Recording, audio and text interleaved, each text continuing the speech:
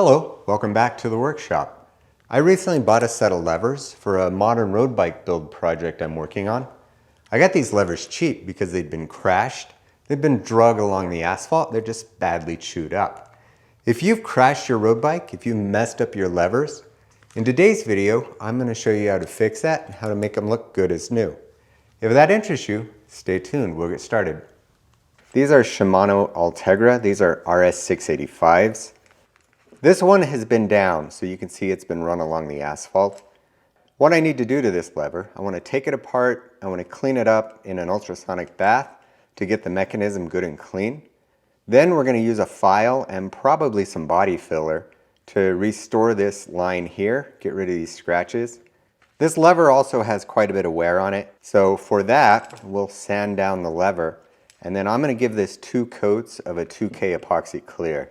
So let's get it taken apart and we'll put it in the ultrasonic and get it cleaned. We don't want water to get inside of this, and we also don't want oil leaking out as we paint this. Oil that gets out here will just wreck our paint jobs. So to seal that up, I use one of these little silicone plugs. Then I insert it in the end of the original nut here. I put that in and tighten it down. And when it's tightened down, it compresses that plug and it seals this off so it won't leak.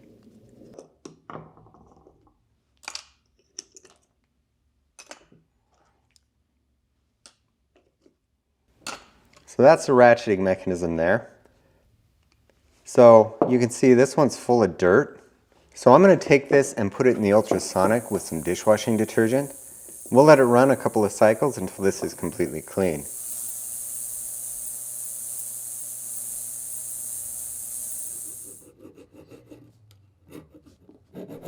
I used a small file to remove the gouges on the body of the lever. This flattens it out so that when it's painted, you'll never know it happened.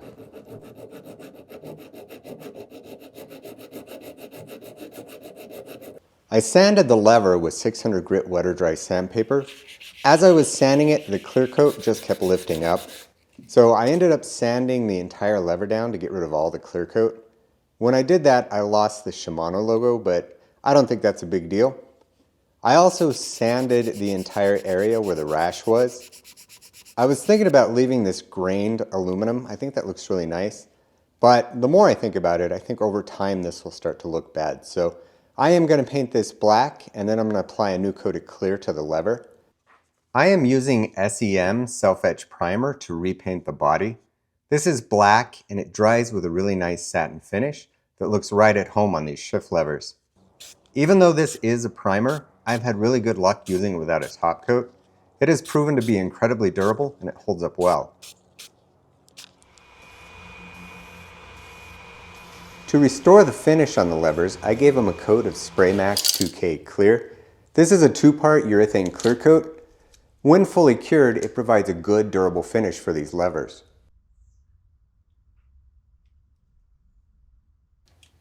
I let the paint cure for a couple of hours, and then I put it in my toaster oven. I set that to 125 degrees and I baked them for an hour. This helps the paint cure and makes it a lot more durable. The nameplate, these are made out of plastic and then they've got a metal coating that's been deposited on top of that. What happens is when you crash them, that metal is torn and folded in on itself. So that makes it really difficult to make these look nice. That metal coating is also incredibly tough to get paint to stick to. I am going to sand this down with some 320 grit sandpaper. That will remove all that folded metal and help smooth things out. It'll also roughen up the surface so the primer sticks.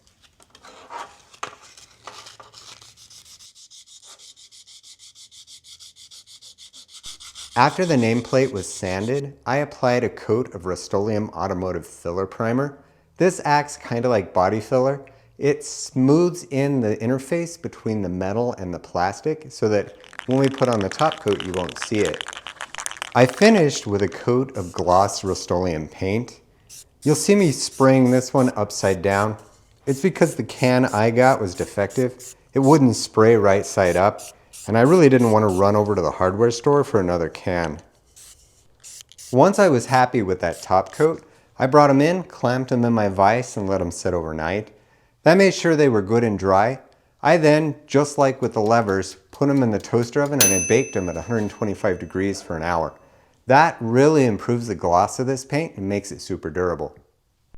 To lubricate the ratcheting mechanism, I brushed in some silicone grease. Silicone grease provides good lubrication, but it doesn't attract dirt. So after they've been greased, I put the covers back on, and then I stretched the hoods in place and made sure they fit correctly.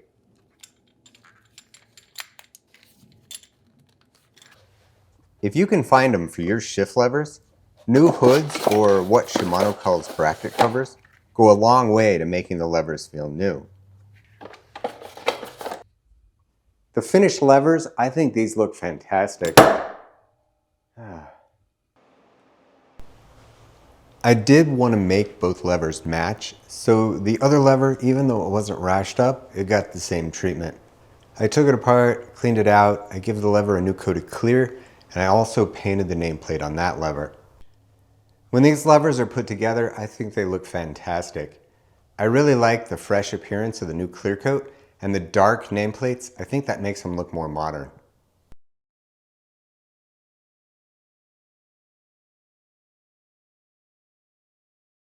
I've done this on several different levers and I always get good results. Basically, it boils down to sanding out the damage and repainting what needs to be painted. The trick is knowing what paint to use to get good results. I've got a set of R785. These are Di2 hydraulic. I'm going to do these next, but that's a project for a different video. So that's it for today's video. I hope you enjoyed watching it. I'll see you later.